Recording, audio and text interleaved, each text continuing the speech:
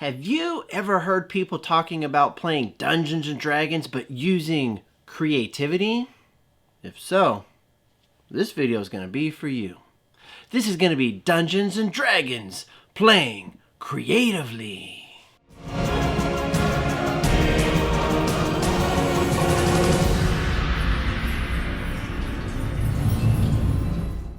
Hi guys, I'm DM Dunn, and today I want to take a little bit of time and talk about playing Dungeons and Dragons and the creativity that we all have the ability to use, and what for a lot of us it makes it so much more fun. There are schools out there that actually have D&D classes, and some schools have clubs and things like that. And the neat thing is because it emphasizes teamwork and problem solving, but also thinking creatively. Now, there's a couple of different things that I'm not going to spend a lot of time on all of these, but I want to talk about thinking creatively with your character, with standard items that anybody can buy in any shop, with just a couple of magic items to give you some ideas, and some spells. Now, of course, we're not going to go into all the details of everything, so we're just going to grab a couple of just random options and just give you a few examples. So starting off with, how can you be creative with your character? The first thing I would say is, don't focus on trying to optimize and making the best character. For example, if you're making like a strong frontline fighter type, like a fighter or a barbarian, you don't necessarily have to grab the half orc or like a big physical creature type. For example, I made a gnome, like the 2.5 to 3 foot tall gnome fighter. So with Dungeons and Dragons, especially 5th edition, your strength score is your strength score. So whether you're 2.5 feet tall or 8 foot tall, a strength of 19 is a strength of 19. So be creative, have some fun, do something that might be a little weird, but still works and still be enjoyable. The second thing I would talk about with your character is embracing your low stat rolls. If you're rolling them, you're going to have probably some low numbers. Even if you're picking, going with the standard array, or if you're doing point buy, you're going to have something that's lower than the rest of them. Embrace that and let that be part of your character. The neat thing is in reality, none of us are perfect, and neither should your character in D&D. So whatever those flaws are, allow that to be part of the fun, part of the story, part of what makes your character unique. So that was the third, and that's the third thing is embrace that flaw and really go with it. So the second thing I want to talk about is standard items that everyone has access to in pretty much any shop based on your D&D and the location in the world that you are. A few things that maybe not everybody is aware of or uses, and one of them is the simple net. I grabbed a few of those nets and I had them stacked away in my pack. And depending, you may think of it as a net for like fishing twine to go fishing. You may think of it as like a rope net to take make a hammock and sleep in. And those are some great options. Those are a couple of examples. And one example I used was during a combat. We were actually up in the treetops, up in the limbs, from tree to tree, like a monkey, right? And there were giant gorillans. I say large. There were large gorillan creatures, 4-armed creatures swarming in on us from all sides. And we weren't going to be able to get away. And we're like 30 feet off the ground. And one thing I was able to do, we were totally outnumbered, is I was able to use a net. And I was able to throw it at an approaching gorillan.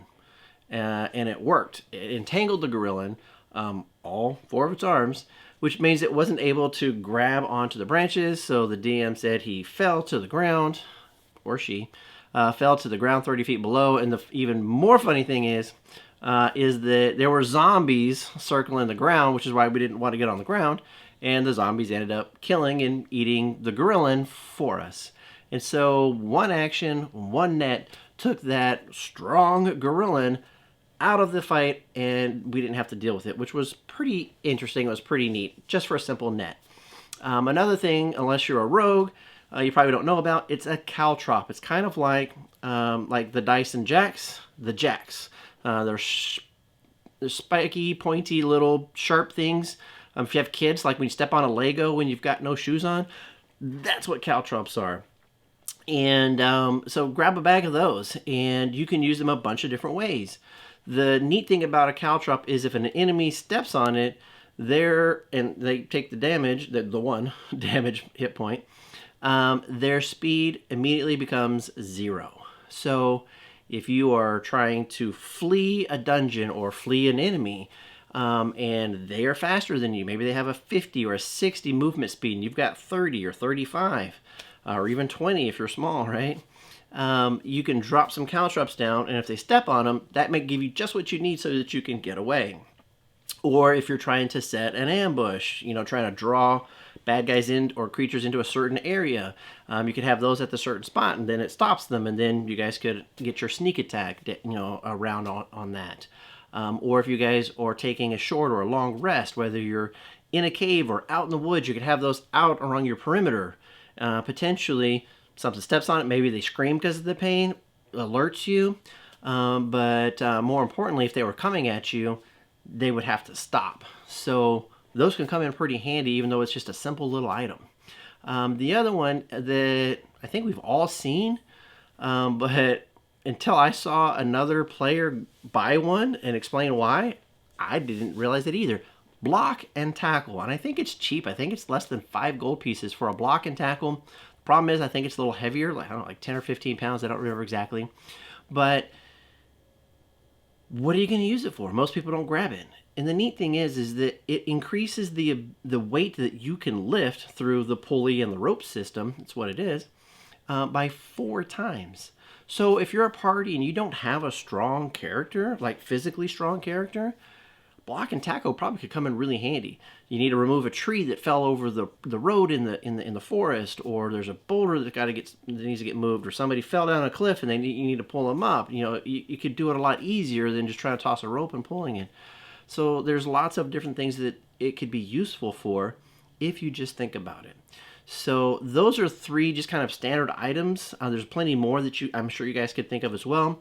The next thing I want to talk about are some magic items. And again, just 3. We're going to pick 3. One is something that was homebrewed in a game that I get the privilege to play in.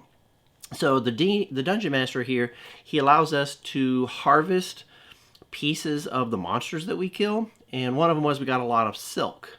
And then when we go to town, there's people that you can pay, and they will transform these into useful things. And they were able to use the silk into a silk rope. However, unlike the player's handbook, instead of it just being lighter and more expensive, it was very sticky at the end. So kind of like Spider-Man, it would stick. And it would have the same strength as the rope, which was stronger than a normal rope as well.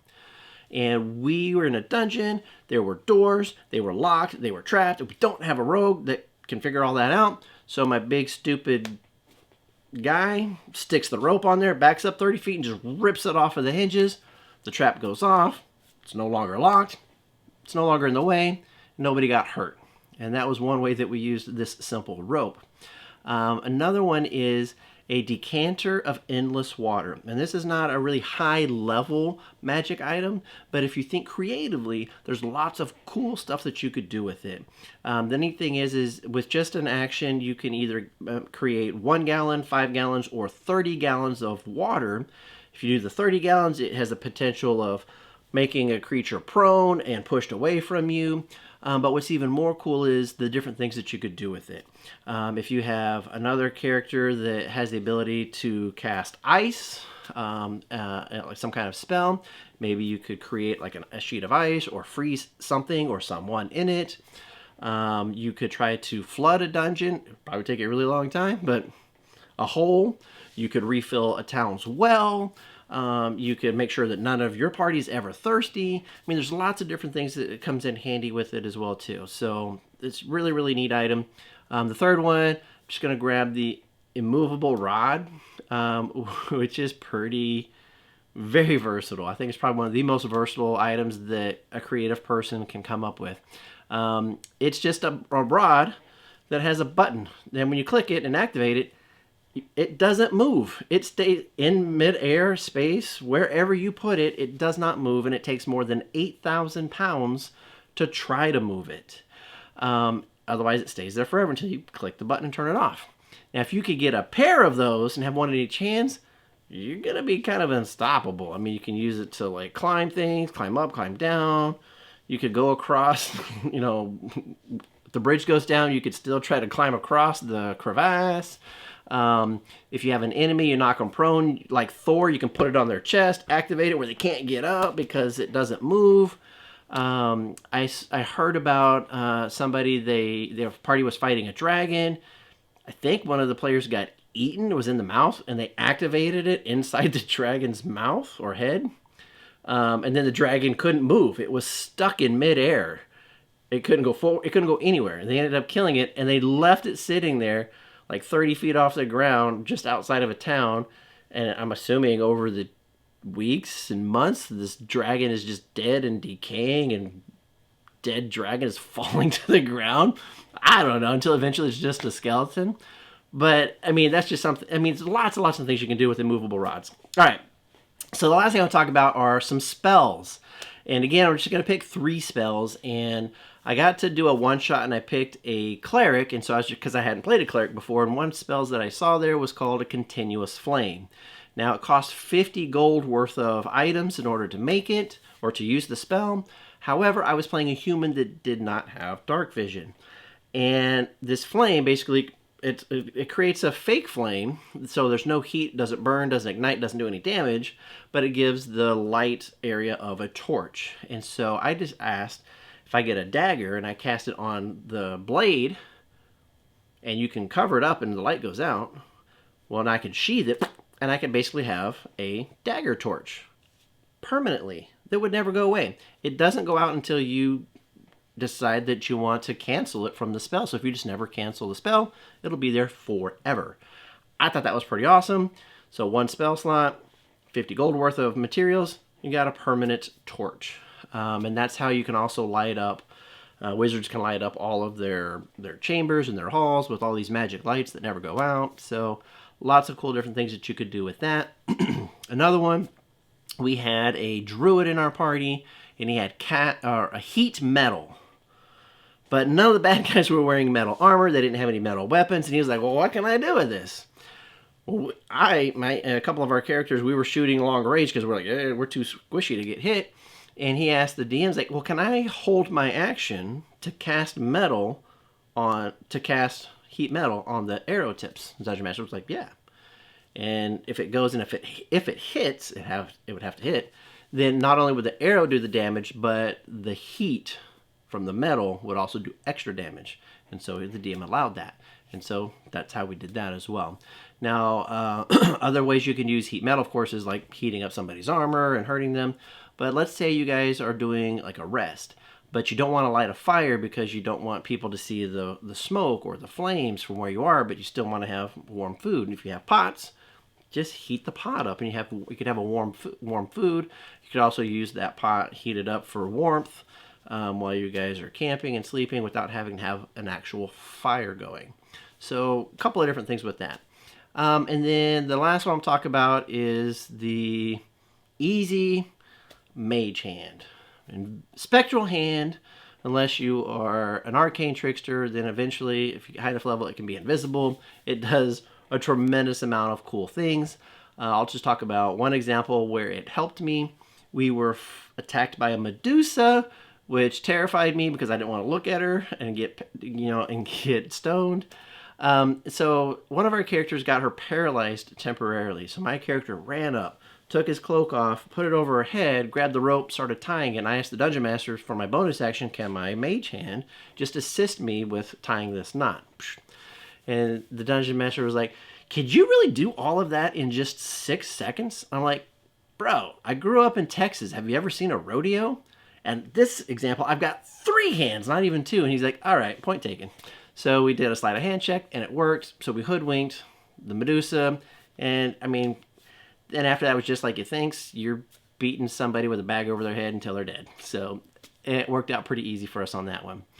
So if you guys have different examples to use different things on what I talked about, or other items or spells, and got great ideas that you guys have used or you've heard of other people use, put all that in the comments because I want to see all of these really cool things. So do us a favor, go ahead and comment, like, and subscribe to the channel. You can also help us out by becoming a Patreon. Patreon.com/DMDunn. There's a bunch of different levels. Check them out and you'll see the different things that you would get for the different levels. If you're going to buy anything from Amazon, do us a favor, go down and hit any of our links below, and it'll get you connected to Amazon. And you can buy the item that was connected, or you could just hit the search and search whatever you needed. But if you use our link to get to Amazon to start with, then it helps us by getting you routed over there. It doesn't cost you anything extra, but it really does help us out. Guys, we thank you so very much.